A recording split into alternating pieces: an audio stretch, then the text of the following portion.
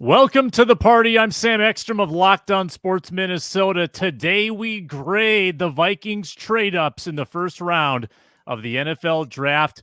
Big show ahead. Luke Inman at Luke_Spinman. Hey, the Vikings finally drafted a franchise kicker. Again, I mean. They did it again. And I'm Luke Braun of Locked On Vikings. And draft grades are just about as useful as my grades were in college, which you can tell because I'm a podcaster now. Locked On Sports Minnesota podcast. It's endless Minnesota Vikings talk with the diverse voices of your local experts. It's time for the Minnesota Football Party. Welcome in. It is the Monday after the draft on the Minnesota Football Party. We're so glad you've joined us, whether it is live in the Locked On Sports Minnesota YouTube channel. Please subscribe, by the way. After the fact, we're available on demand, of course, on video or on audio, the Locked On Vikings audio podcast feed, wherever you get your podcasts. Also find us on the SiriusXM app, Amazon Fire, Roku, Amazon ad-free version, whatever it might be. Lots of ways to watch and listen. You met the Lukes. Arif Hasan joins in a bit, and I'm Sam Ekstrom.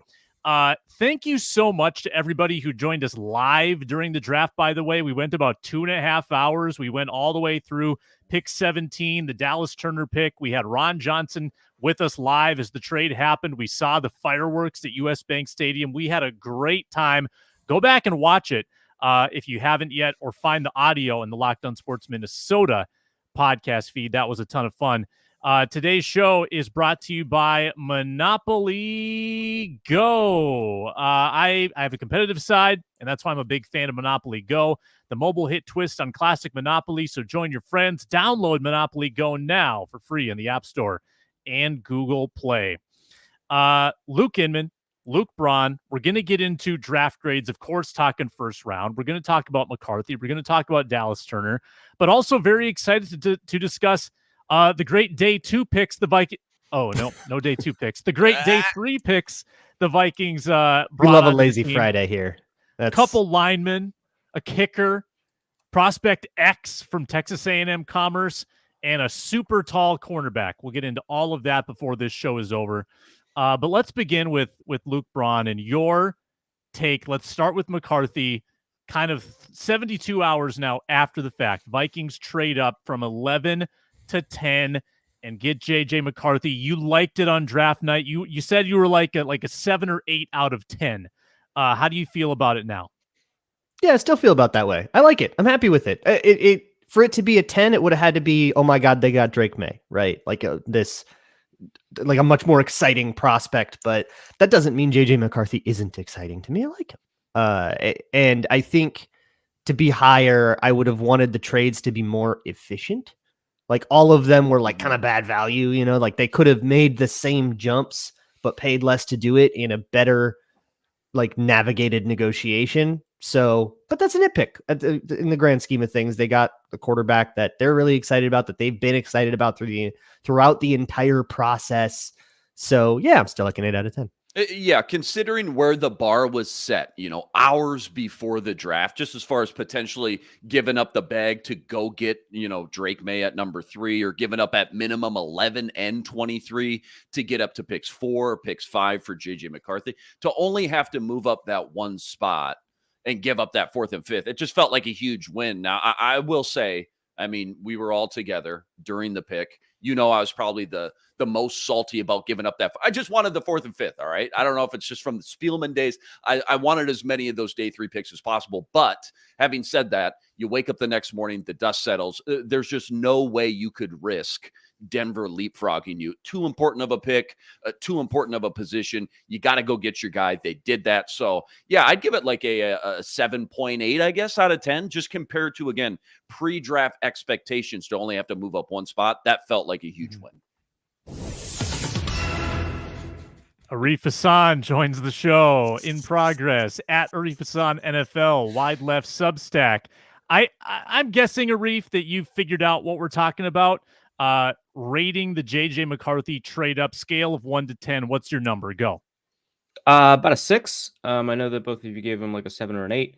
To me, it was a fairly average trade up. I was not super convinced that JJ McCarthy was ever going in the top 5. I think that generally speaking, you take a look at stuff like the consensus board, and you see that quarterbacks ranked in the 20s don't often go in the top 5, even with the quarterback value. So I don't think that there was a ton of context for us to assume that, aside from some of these mock drafts, which, I mean, fair enough. I mean, the mock drafts are not non-predictive, but I do think that it wasn't like that was ever going to be the cost that we should be evaluating it against. So to me, it's more of a 6.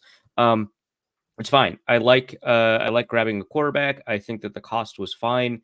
I think that, once you account for the quarterback tax and trades up, I think that, that is a fairly normal price to pay to move up one spot for quarterback. So, obviously, I think out of the 3 of us or the 4 of us, I'm probably the least enthused about McCarthy, but that doesn't mean I dislike McCarthy, and I think that pick is fine. So, to me, about a 6. So better than average trade. Mm-hmm. I'm looking up QB5s from previous drafts. The last 3: Hendon Hooker, Bailey Zappi, Mac Jones.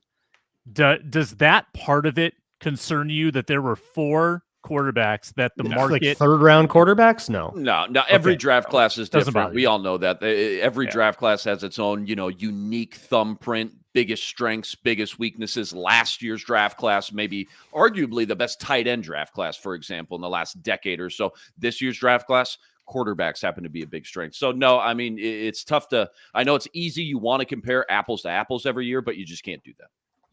Inman, I feel like you, based on sort of you love the day 3 picks. You love the Spielman strategy, amassing capital and throwing some darts. So let's move to Turner, giving up ultimately a 2, a 3, a 4, and a 5 to move up to 17 after moving up to 23, getting Dallas Turner. Does it bother you, or are you enamored with the player enough and the value they got with the player, some regard as the top edge in the draft? Does that make it okay for you? Well, getting a lot of people's consensus number 1, not just edge player in the draft, but number 1 defensive player in the entire draft at 17, that in itself feels like a home run. Like rating that 1 through 10, that's like a 9.1 in a vacuum, walking away with JJ and Dallas Turner. Like, that feels like a grand slam. But to your point, you got to look at the collection of all those picks they gave up to go get them, right? And we've seen all the trade charts and total value they gave up by now. You obviously have to keep that in mind when you're evaluating these things. So yes, I really do think they may have just drafted the best edge rusher / defensive player in the draft. But when you give up that many picks in the process, it's almost like anything short of that, anything short of a top tier A- blue chip type of guy would have almost been a disappointment. Like, yes, they got a blue chip kind of player, but that's also the price you paid for him, with no 2, no 3, no 4 next year too. So I think Kwesi's like net value when it's all said and done is right where it's supposed to be, getting 2 top tier players that hopefully end up being, cornerstones on your roster for the next 5, 6, 7, 8 years, whatever it may be. But, I will say this too, if nothing else, I do kind of appreciate the fact that Kwesi kind of went polar opposite this year of at least what he did in year 1, right? Trading back for extra picks with Detroit for guys that, easy to say in hindsight, didn't really pan out. The Lewis Scenes, Andrew Booths, Brian Asamoahs, and whatnot. Instead, this year in year 3, this time around, he tried something completely different. He went way more top heavy, obviously. Hopefully walked away with, again, 2 foundational guys you look back and say, yeah, they were worth the extra juice it cost to go up and get. So, yeah, again, JJ and Dallas Turner together feels like a grand slam, but certainly that was the price you gave up to go get those guys. Yeah, Braun, your rating on the Turner move. Once, like, it's tough. Like, I don't want to marry the trade up from 42 to 23 and the trade up for Turner. Like, those are different things that were made under very different contexts. And I think we can be pretty critical now of the trade up to 23. We said before the draft, like, if this doesn't end up being what is used for a quarterback, then it's kind of like really bad value, right? So I think we can be really critical of that without attaching it to Dallas Turner, which was a totally different. Well, now you have 23 and this guy is falling. Oh my God, yes, go get him. Holy crap, yeah, go do it. Even if it costs a little more than it usually does to get up to 17. Well, there's a guy, the kind of guy that's not usually there at 17. So yeah, that market totally makes sense to me. and it's a good player. So yeah, I like that move a lot. And the trade that happened in March now looks really bad because it was made in a totally different context. And you can just kind of say, okay, Kwesi didn't really read the room there. I think if he could have determined back then that, the Giants weren't going to take McCarthy, I don't know if he would have been quite as motivated to make that trade. And again, all of this would, of course, be better if they could have done the same thing but paid less for it, which feels like a plausible thing to have expected. If you believe the reports, it sounds like the Vikings offered what we expected them to have to offer, and the Patriots simply said no. That's what I've gathered. Did you hear the Florio rumor report as well? About Neighbors? moving up for Neighbors? Yeah, come on now. Yeah, Florio's great because I'm pretty sure people just lie to him and he just says it. It's great.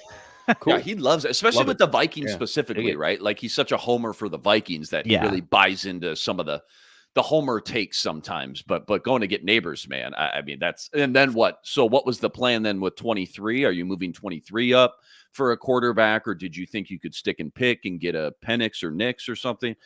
Honestly, I think someone was just trying to mess with was just trying to probably cast doubt on a Justin Jefferson extension for whatever reason. The eunuch in Game of Thrones who has his little birds that whisper things to him, and then he manipulates the chessboard.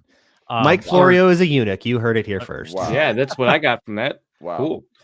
Love it. Kind of toxic, I think, Sam. Anyway. Yeah, Sam. Big toxic guy. Cancel Sam. Yeah. Big toxic guy. I think it's appropriate to separate the trade up to 23 from the trade up to 17.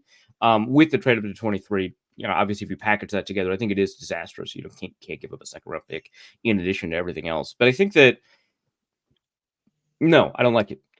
So if you grab the ninth best player of the draft at 17, and let's say, you make the argument that steals are, generally accurate. When we call something a steal, it is a steal. Fine. But the Vikings could have gotten the 12th best player of the draft at 23, also defensive player, also a position of need at cornerback, somebody like a Terrion Arnold, right? Mm-hmm. Assuming that Dallas Turner goes at 17, right? Assuming somebody else picks him there. If not, then all these players get pushed down. You have an opportunity to get somebody like Chop Robinson at 23 instead, right? So I think that what you're giving up is you're either trading Dallas Turner for, say, Terrion Arnold plus future opportunity to grab Christian Haynes or whoever you like, future opportunity to grab, an AJ Barner or Mason McCormick or Devontae Walker, whoever you like, and a guy in the 5th round that you might like a Kamani Vidal, right? So that's the trade package, right? It's Dallas Turner versus Terrion Arnold plus next year's Christian Haynes, next year's Mason McCormick, next year's Kamani Vidal, or DeCamarion Richardson, or Devontae Walker, right? These are all, that's what it means, right? We talk a lot about the abstract math and the value and all that, but that's the package. And I would rather have that second package where I have the second best cornerback in the draft as opposed to the best edge rusher in the draft, plus, a mid-round receiver, a mid-round guard, Vikings need a guard, and mid to late round running back, or something along those lines. You can substitute in whoever you like in the 4th and 5th round, right? So I do think it was very bad value. I like Dallas Turner a lot. I think he's a tremendous player. But I think that getting an extremely good player plus a couple of other players that you need, the Vikings are not a filled out roster. I don't think they have as many opportunities to swing for hit players or star players, especially because this is not a substantial difference from a swing at a small player 23. I don't think that they've got that because they also are going to make a lot of use out of mid to late round picks given the roster. I mean, they had enough roster space to sign 17 undrafted free agents, and there's a reason for that. And I think that there's a huge difference between a 5th round pick in an undrafted free agent or a 3rd round pick in an undrafted free agent. A 3rd round pick, it doesn't always have to be Danielle Hunter, right, to be valuable, but sometimes it's Danielle Hunter. But 3rd and 4th round picks include Everson Griffin, Danielle Hunter. Sometimes they include Scott Crichton, but a lot of times 3rd and 4th round pick is a Jarius Wright, or 5th round pick like KJ Osborne. Those are super valuable players to have in your roster, and they help you win games. And so I would rather have Terrion Arnold plus, a possibility at a KJ Osborne rather than Dallas Turner. So to me, that trade is a 3.5 out of 10, maybe. Totally agree. Again, that's the glue of the roster, those day 3 picks for sure. And it was a lot to give up. You remember when Houston traded up last year after they took CJ Stroud? They traded all the way back up and took Will Anderson. I hated that move right away. I left saying Will Anderson needs to be like a Pro Bowl blue chip type of player for this trade to be worth it. That's what it feels like. Dallas Turner now has so much pressure on him. And certainly, I mean, the potential's all there. Obviously, again, a lot of people's consensus number one edge guy, maybe defensive guy in the entire draft, but there's a lot of pressure on this guy to turn into a Will Anderson type of, and I know Will Anderson was drafted 3rd overall, but the point remains, you gave up a lot. This guy's got he's got a lot of pressure on him over the next few years, and he's got to produce to a very high level to even make it a net neutral trade, let alone a net positive trade. Yeah, I think I saw that the 2, 3, 4, and 5 combined in excess value was the equivalent of basically a first-round pick extra that they gave up in negative value. An early first-round pick, if I'm not mistaken. It depends on the chart. Yeah, some charts say that would be the 5th overall pick, especially the chart that evaluates picks by the value of the second contract. I don't know if I'd go that far, but yeah, the combined total of all of that value is about the total of a mid first round pick. So Jonathan A in the chat asked, like, hey, could you argue that the value could be made up next year's free agency given the cap space they have? Which is a common response I received on Twitter when I talked about this trade. And I think that that's a fair consideration, but I think there's 2 things here. One, picks do give you extra cap space because they cost less to have on the roster. So you could have even more cap space if you've got picks to fill out, because now you have to sign players to fill out those positions. Now you have to sign a guard in order to. They're going to have to do everything in free agency next year because they have 1 draft pick. Yeah. One meaningful draft pick. Yeah. Well, I mean, they'll have like 2/3, maybe, hopefully, probably 1. Probably 1. Unless they cut Shaq Griffin in camp. Shaq Griffin's certainly worth a 3rd round pick. Dallas Turner, is he not worth a 3rd round pick? Well, Shaq Griffin certainly is. Yeah. Was that guaranteed? $4 million guaranteed? Was that what Shaq was? Well, you've got cap space next year, so you can trade that cap space for But yeah, and I think that kind of mitigates the impact a little bit. But the thing is, you would have that either way, right? You could have $100 million in cap space and 5 picks next year instead of 3, right? The cap space is there either way. And the great thing about that is now there's 2 fewer players you have to spend that cap space on. So if there is actually a value difference between a star and a role player, obviously there is, but if there's a huge value difference between a star and a role player, now you can materialize that difference in free agency as opposed to in the draft, where you're probably going to be more accurate about your judgment that this is a star player. So you've got a better shot next year instead of having to fill out the roster with, mid-grade role player, substitution type guys.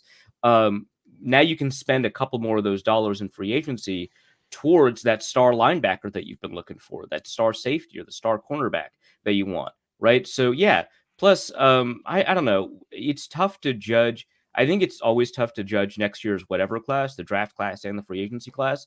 But the problem with next year's free agency class is that it will trick you because people will sign their own internal free agents. And now you're left holding what am I going to spend this $100 million on? Whereas at least with next year's draft class, the worst a prospect can do is go back to school, but there's still hundreds of prospects. So always tough to judge next year's whatever class. I would say that relying on next year's free agency class to supplement next year's draft class is probably a bad direction to go in. Very good. Play point. the sound, Sam. Play the sound. Ooh. On it. JJ McCarthy on the radio with Paul Allen announced he will be wearing number 9. Tristan Jackson. Now, is McCarthy buying out the stock of Tristan Jackson jerseys? I'm sure with news like this, all the details tend to kind of trickle out over the course of the day. So we'll find out. But that sure was a tongue-in-cheek comment. No one has ever made a Tristan Jackson jersey. I'm sure there. Well, I'm pretty sure Luke was you haven't tongue-in-cheek. But I'm curious if this involves an ice cream or charity as well, because remember it took forever for Donovan McNabb to give Chris Cluey the ice cream that he so definitely deserved based on the negotiations they had for his jersey number. So yeah, he kind of did everything here slow, huh? Yeah, we're gonna see if McCarthy is made of sterner stuff than Donovan McNabb. It's really a big test of his sort of grittiness as a football player. Nerdy stats next, and JJ McCarthy's path to the starting role on the Minnesota Football Party. Brought to you today by FanDuel. Playoff time in the NBA and NHL. Baseball's in full swing. You could have bet the Twins money line 7 games in a row. You could have bet the Timberwolves to sweep at like a huge price. You would have won all of those bets at FanDuel, the best place to bet on every game. New customers get $150 in bonus bets guaranteed right now. $150, win or lose on that first bet. You can bet on NHL slap shots, home runs, slam dunks, all in a safe, secure, easy-to-use app. So what are you waiting for? FanDuel.com/lockedon. FanDuel.com/lockedon. Make your first bet an automatic win. $150 for free. FanDuel, America's #1 sportsbook. We are also presented by Gametime. It's now an authorized ticket marketplace of the NBA, which is great because Timberwolves basketball is coming back to Target Center for Game 3, probably, of the Western Conference semifinals. You can get playoff tickets faster and easier. Prices on the Gametime app actually go down the closer it gets to tip-off. I love the zone deals where you save even more when you choose a section. Let Gametime choose the seats. Lowest price guarantee, where Gametime credits you 110% of the difference if you find better seats later. And your purchase is covered with the most flexible customer service policy in the ticketing industry. So download the Gametime app, create an account, use code LOCKEDONNFL. That's LOCKEDONNFL, one word, for $20 off your first purchase. Terms apply. Again, create an account, redeem code LOCKEDONNFL for $20 off. Download Gametime today. Last minute tickets, lowest price guaranteed.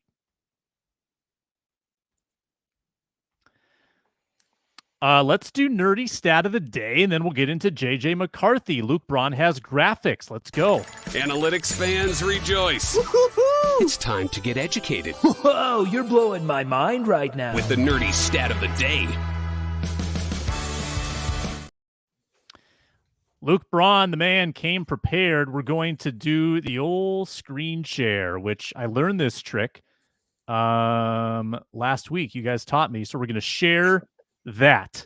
Let me take the graphic down. There it is. Very small print. Luke Braun, what are we looking at? For those listening, it is a chart of draft capital over expected by team. Take it away. Yeah, this comes from Ben Robinson. I definitely didn't just copy this image from Twitter after we started the show. But this is a measure from, so Ben Robinson does grinding the mocks. He aggregates mock drafts and tries to kind of find everybody's like market value. Where does this guy tend to go? And if you look at draft capital over expected, you can, or that measure is where a guy went versus where his study said a guy should have gone and who reached, who stole. When you do that for the Vikings picks, the Vikings are 7th in the league in getting more capital than they expected. That's probably almost all driven by Dallas Turner. But Kyrie Jackson as well, I believe, was a steal. Mox had McCarthy in the top 5. True. Mox would have McCarthy more than like the consensus board would. Yeah. So some steals. However, there are 2 charts on this, and the second one, the one on the right, is if you don't adjust for the picks that you actually had, and you just compare the players a guy got to what a team should get in a draft generally, if you had their 1, 2, 3, 4, 5, 6, 7. So the Vikings didn't have a lot of stuff because they traded all their picks away, but with the picks they had, they tended to get steals. That would be the conclusion of this chart. That's kind of cool. So yeah, the mock grades that I put over at wide left adjust for position and adjust for perceived team need. And adjusting for need is always like very difficult. Like it dinged the Raiders for grabbing Brock Bowers because they already have a tight end and they don't need one, and the board doesn't know that Mayer and Bowers are like 2 different types of tight end, and so there's actually a way to put both on the field. But for the most part, I think it does a pretty good job. There, in terms of total value, I mean, the Vikings ended up, let's see, not too bad, about middle of the pack, about 16th or so. And in terms of return on investment, about 17th or so. So that kind of matches that second chart there. Now, the grades don't take into account any of the trades, right? So if it had accounted for some value calculation, what the original picks they went into the draft with were worth, or before the draft, including the trade up to 23, probably the Vikings would have ranked a little bit lower. And I think it's fine, obviously, to rank 17th. The key is not to be in the bottom 5. That's what I found. Being in the top is like fine and good. Being average is fine and good. Being in the bottom is catastrophic, historically speaking. There are a couple of times where it's worked out. The Patriots were the bottom ones, and that was a draft where they grabbed, I think, 2-3 guys that ended up being quite good, including players like Joe Thuney. But for the most part, if you're a bottom 5 drafting team, that's bad for you. A lot of Seahawks drafts over the last couple of years, 2015 to 2020, were in the bottom 5. A lot of the bad Patriots drafts that people don't like were in the bottom 5. It looks like the Lions are going to survive being in the bottom 5 last year. Good for them. Fantastic. But most teams don't. And the Vikings worked in the bottom 5. So from a return on investment perspective, with excluding trades, the Vikings did all right. Some of the value that they lost was also on day 3, right? So the McCarthy trade, even though he was 22nd, 23rd on the consensus big board, grabbing him at 10 because he's a quarterback and because the Vikings had a need at quarterback was a slight positive. It was graded slightly positive by the board, right? Dallas Turner was a pretty significant positive. Kyrie Jackson was a moderate positive. He was, I think, 100th on the consensus board, picked 108th. And then after that, it was kind of negative. So generally speaking, I think it's probably a little bit better than what the grades say. But Luke Inman, nerdy stat. Yeah, just a couple notes about some of their later picks the Vikings had. Kwesi apparently going off the PFF grades, grabbing 3 highly graded players at their respective positions. First one, Bo Richter, edge from Air Force, 4th best pass rush grade in the country last year per PFF. Arkansas cornerback, another UDFA, Dwight McGlothern, 2nd best pass coverage grade in the country per PFF last year, neck and neck with first rounder Quinyon Mitchell. And then lastly, Levi Drake Rodriguez, PFF's 2nd highest graded defensive tackle for pass rush last year, just behind Byron Murphy, a first-round pick, obviously. Also, how many games of Levi Drake Rodriguez have they graded for defensive tackles behind Byron Murphy as well? What's that? How many? I think they've got all the grades, Reef. Well, if you're a Division II player, right? Because Tamu Commerce is Division II, right? No, they're FCS. 1AA. They're FCS. Oh, okay. Oh, then they probably graded all the games. Okay, great.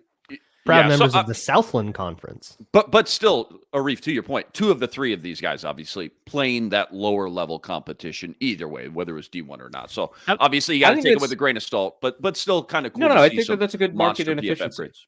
Yeah, I think it's good. If you grab the best FCS players, you're probably in a pretty decent spot. I think that's smart. Have the Vikings ever had like an underrated defensive tackle from an offshoot Texas A&M University? Yeah, I thought about that too. I think that Texas A&M University doesn't exist anymore, or at least doesn't have Kingsley? a football program. Yeah, it's by a different name. Kingsville. Oh, okay, it's a different name. Yeah. Hey, real quick too, I'm sure you guys saw this. Rascors, you know him, we love him. Vikings draft class ranked 25th in the league based off total Rascors. Thought that was kind of interesting as well. All right. Yeah, and a couple of those guys had like good ones. What's the kicker's early. Ras? Yeah, right. A couple of them were like pending pro days, and then the pro days happened and they got worse. My nerdy stat of the day, the number 23.8. That represents the average age of the Vikings' day 3 picks. 23. Yeah, Kyrie Jackson is going to turn 25 in camp. Yeah, they're all 2 6-year linemen. Yeah. Yeah. The Jurgens was 6 years. Yep. And Reichert is a 5-year guy. Did Rouse have like a redshirt year because he had 5 years where he played? Might have had. Or is it 5? I don't think he had a redshirt year because I think he started as a true freshman. Yeah. So I think it's just 5 years. It does feel like a little bit of a tell, though, on Kwesi's part that he he seriously values the experience and the sample size with these guys. I think you stop caring about age on day 3. Going in. That's probably it's like a thing for a first-round pick that you're like, oh, was he just like? But by the time you get to day 3, everybody has blemishes, and if his blemishes age, like, well, yeah, whatever. It's the 6th round, we'll take it. Yeah, so I don't love that approach. I will also say that it's going to be difficult to adjust our understanding of what counts as old in a draft because so many players are 6th and 7th years Right. because of COVID and the transfer Yeah, rules and it's a NIL. much different So, environment. So yeah. I'm sure the average age of draft prospects in general is way up. Yeah, And so it's I funny, imagine though, Kwesi too, still. I was just going to say polar opposite from their first 2 picks. Obviously, JJ and Yeah. Dallas Turner, so young compared to everybody else. Yeah. But I imagine that, everybody's draft grade or draft age is higher. I do still imagine that Kwesi's draft class is older than most draft classes just because, 60-year lineman, 25-year-old corner that didn't it's the whole draft process. I mean, I kind of Who among us? I look, trading up for a quarterback, that's great, and that's the most important move, and they made it. So ultimately, there are elements of this draft process that I did enjoy.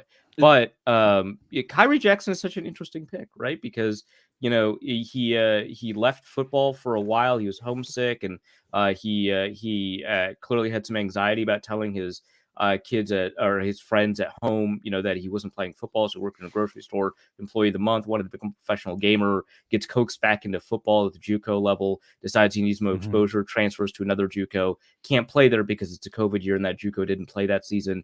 Nevertheless, gets a call up from Saban, doesn't get a ton of playing time with Saban, transfers to Oregon and has an astounding year. I love the story, right? And I think drafting the 1 or 2 of those guys, that's great. I love that.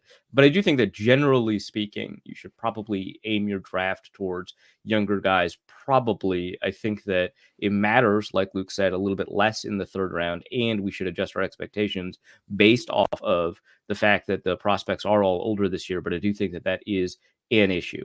So yeah, I guess so. If you weighted by draft capital spent or weighted by draft slot, right? You probably wouldn't come away with the conclusion that Kwesi really likes experience and older prospects because the 2 guys, somebody just said in the chat, that the 2 JJ McCarthy and Dallas Turner are both pretty young prospects, and that's the lion's share of what happened here. And then there's a couple guys in day 3 that are drops in the bucket. So I don't know if saying 23.8 average age necessarily leads you to the right conclusion about what Kwesi thinks about age. There's also just a lot of older guys. I mean, there's the COVID year has totally changed the game. Transfers have lengthened careers and given dudes chance. A lot of these guys that played 5-6 years, they didn't do anything for those first few years. They transferred. I think everyone they drafted at day 3 transferred. Except, everyone. Honestly, I'm not sure about. No, Rouse did. No, he did. I mean, I covered every Gophers game this year. So Chris Ottman-Bell, I think, played 78 years this year. Total. It was insane. With transfer portal stuff, I think you're gonna we're gonna start getting guys that went from school to school to school to school. Yeah. Yeah. Let's jump back into McCarthy. Before the show's over, I do want to do a speed round on favorite day 3 pick and favorite UDFA. But McCarthy, Inman, take it away here on your projection for McCarthy's path, because I've been saying for a couple of years that the way the Vikings approach things in camp, preseason, and they haven't had a top 10 quarterback to work on this with, but typically they don't do as many reps as they used to in practice. The good players don't play in the preseason. There's less of an opportunity for young players, rookies, to flash. I think a lot of it's they're doing the homework, they're doing through the mental reps, but they're not actually doing as much on the field as they might have 5 years ago in the Zimmer era. So can McCarthy, can he emerge?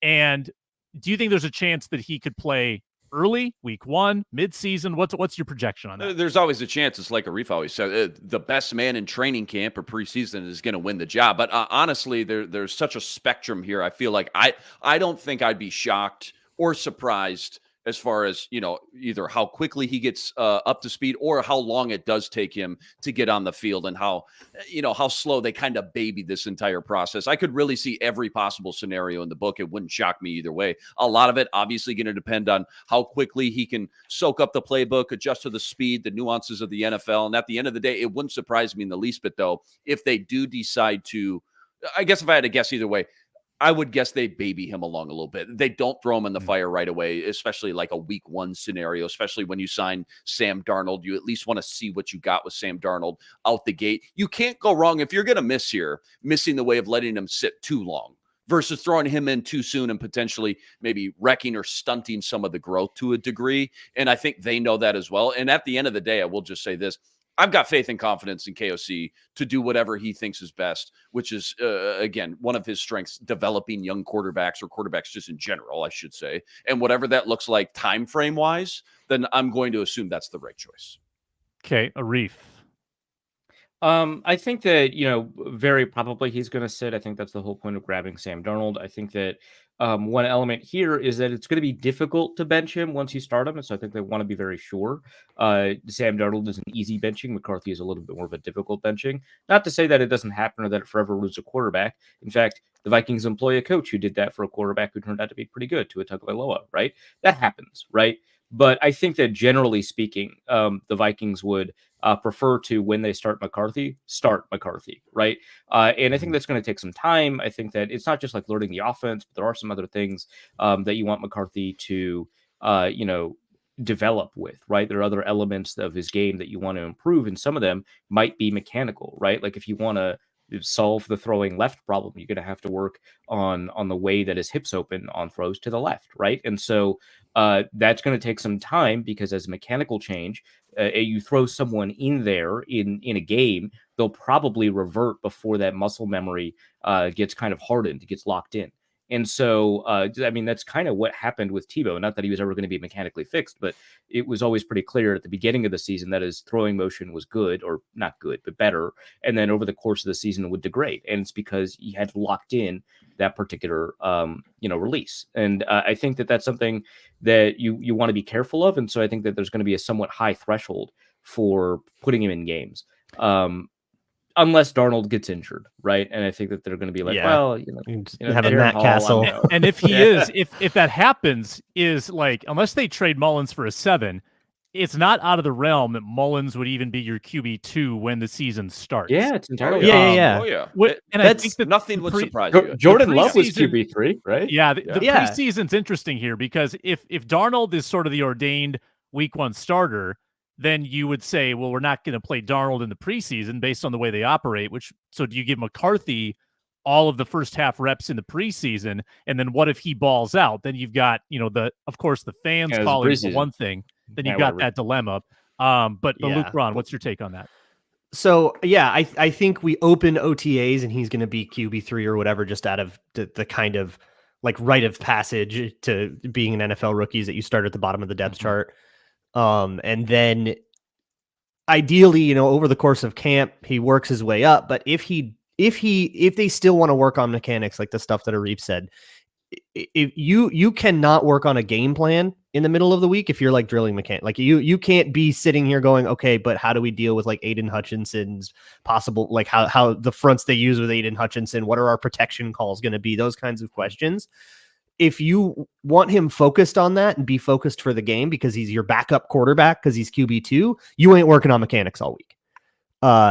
So if they want to, truly do the thing where he sits and he develops and we're working on things, he has to be QB3.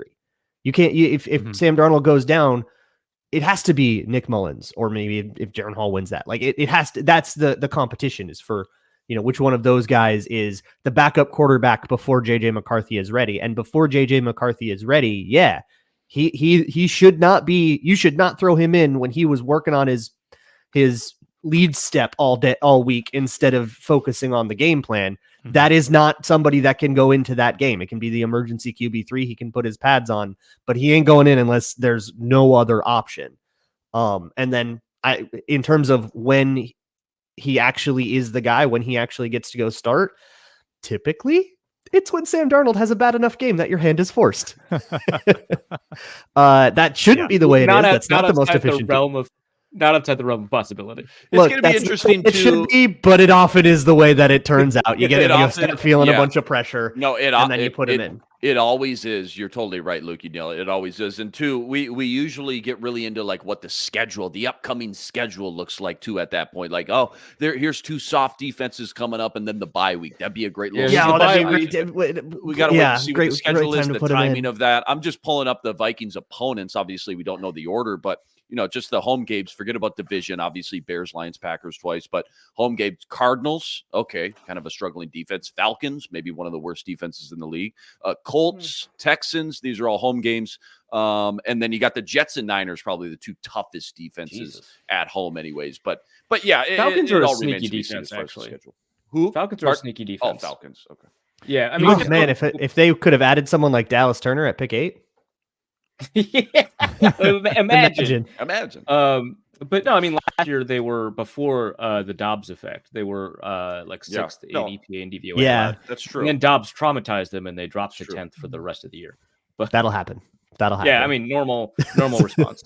But yeah. Quick pause, and then Luke Braun's gonna go into his crystal ball, tell us who the next Najee Thompson is coming up on the Minnesota Dallas football, right? Has to be. We'll be right back. We're brought to you today by Monopoly Go. Yep. I know what you're saying. Flag on the play. You already talked about that, but there's so much good stuff in this game. Monopoly Go, you can team up with your friends for time tournaments where you work together to build up each other's boards. The more you win together, the more awesome prizes you unlock, and there's so much to get. Unique stickers you can trade with friends to complete albums for big prizes, cool new playing pieces to travel the boards with, hilarious emojis for taunting friends when you smash their buildings and heist their vaults. That's what it's all about. Monopoly Go feels new and exciting every day with constantly changing tournaments and challenges. There's unique mini games, digging for treasure, robot pachinko machines. Yep, there's that too. A lot of cool timed events, as mentioned, and massive multipliers and rent frenzies. There's always something fun to discover in Monopoly Go. Get off the bench. Go download it now, like 150 million others. It's free on Google Play and the App Store. Game on. Speed round to close the show, Minnesota Football Party. Day 3 picks. There's 5 of them. Couple linemen, a kicker, a corner, and prospect X. Luke Inman, who's your favorite? Yeah, I'll go Jock. I'll go Jackson, cornerback. A lot of people's top 100 kind of player right there. Falls to him at what, 108, I want to say. Think he fits the Flores defense. Think he fits a need. Also, gives them something they don't really have on the roster at cornerback, in that cornerback room, right? A long, tall, physical press man cover corner. He can't teach that kind of size. And he's going to give Flores, hopefully down the road, a new element that he hasn't had in this defense. Hopefully he can get up to speed, all the fundamentals, clean up some of the backpedaling, things like that. But if he can soak up a lot of those nuances of this exotic defense, which I'm sure can be awfully confusing for anybody, especially a rookie, though. But I think he can have a big impact, not just down the road, but potentially in year 1 as well. So, yeah, I'll go chalk with Jackson. Arif, going chalk or different? No, I think that's fair, but I'm going to go with Levi. I don't know anything about him. I haven't watched his film, but based off of the statistics and his story, I like him. Plus, there is a path for him because there are no defensive tackles on the roster, which makes it fairly easy for someone like him to contribute. So him next to Harrison Phillips sounds fun. He seems like a great guy. That's my scouting report. I want to see the wild. The snacks flying off his body. If you read the Prospect X article, you know what I'm talking about. That was so great. He has like grapes coming out of his helmet and sandwiches flying out of his pocket. It's wild. That rules. Yeah. It is wild. This time, or at the outset of camp last year, the Vikings had 12 defensive tackles between Harrison Phillips types and Dean Lowry types. They currently have 6, and they have a full roster of 90. They just decided that they don't want that position anymore. We don't have enough time today, but I would love to go through. I would love to go through the exercise on Thursday's show, Sam, of who can we say definitively is making the team on defense? Let's assume they keep 25 players, because right now between safety and corner, I mean, you got 5 to 6 safeties right now with Jay Ward, Theo Jackson. You have like 13 chalk DBs. And then 7 or 8 corners, right? Yeah. Just real quick, cornerback room. Byron Murphy, Blackman, Shaq Griffin, Question I mark. don't think he's a Gonna get lock. the I don't think he's a lock. Okay, Not a lock, Caleb yeah. Evans, Kyrie Jackson, Najee Mhm. Thompson, Booth? Question mark. Joanne Williams Not a probably lock. cut. Not a lock. The There's very UDFA few from locks. Arkansas, Dwight McGlothern. Lock. Those two rooms Jack in Griffin, itself, not a lock. Dwight it's a McGlothern, lot. lock. Yeah. Yeah, it's a lot for sure. So I actually like the way he plays. I would love to hang on to that guy on the Yeah. practice squad. But I won't go chalk with mine. I was watching Mike Jurgen, the center Mean. / guard out of IOL. Wake Yep. Forest. Yeah, mean guy. Yeah. Watched him again. I was like, oh, sweet. He's got a game against Clemson. Let's see how he does against these D tackles. Kicked the absolute crap out of Rook Orhoro. Like, just destroyed him. Washed him down on pass on, washed him up past the quarterback on the pass rush. Was part of some doubles. Usually was the guy not climbing up to the linebacker. Usually just in the reps that I saw, ended up being the guy that did have to like sustain one-on-one on him and just drove him, just picked him up and drove him.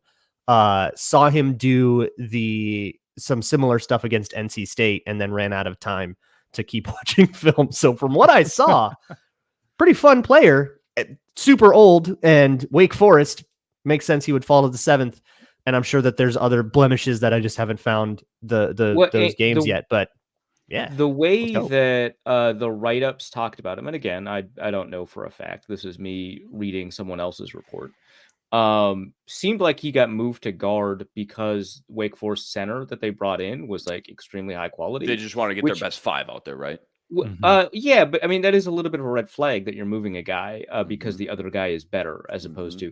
But then again, the other side of this is that he's what 310. The other guy's probably not 310, right? And so he could probably play guard, whereas the other guy probably couldn't, right? So there's like a push and pull there. That is, I guess, kind of a worry. But these kinds of red flags are very small when you're talking about 6th, 7th round picks, right?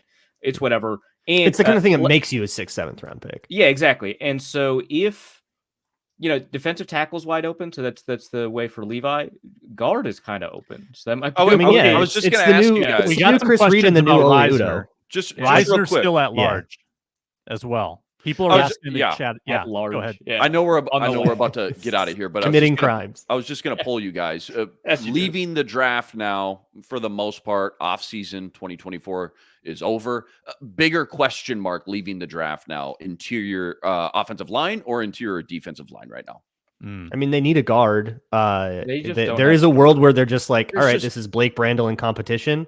Yeah, which I guess would be a weakness, but I don't know. There's just no bodies on the no bodies on the side. interior. Buller, like at least Phillips, with guard, Roy, Tillery. That's it. 4 guys. That's it. At least with guard, you see, and it might not think it's a good idea, but you can tell what the idea is. Yeah. At interior D line, it just feels like this is just not complete. Right. They just don't have enough people in the room. Bodies? Yeah. To me, actually, I kind of go the other way. You can work around a deficiency at a particular position on defense, right? Especially Flores in this scheme. Yeah, which is what the Vikings have been doing, right? They're like, oh, we don't have linebackers. Now we got safeties, right? I don't know, man. You doubled Dean Lowry and you're cooking with gas all year last year. Yeah, I think that the top level of the defensive tackle room, I mean, obviously the depth is a disaster. The top level of the defensive tackle room isn't great.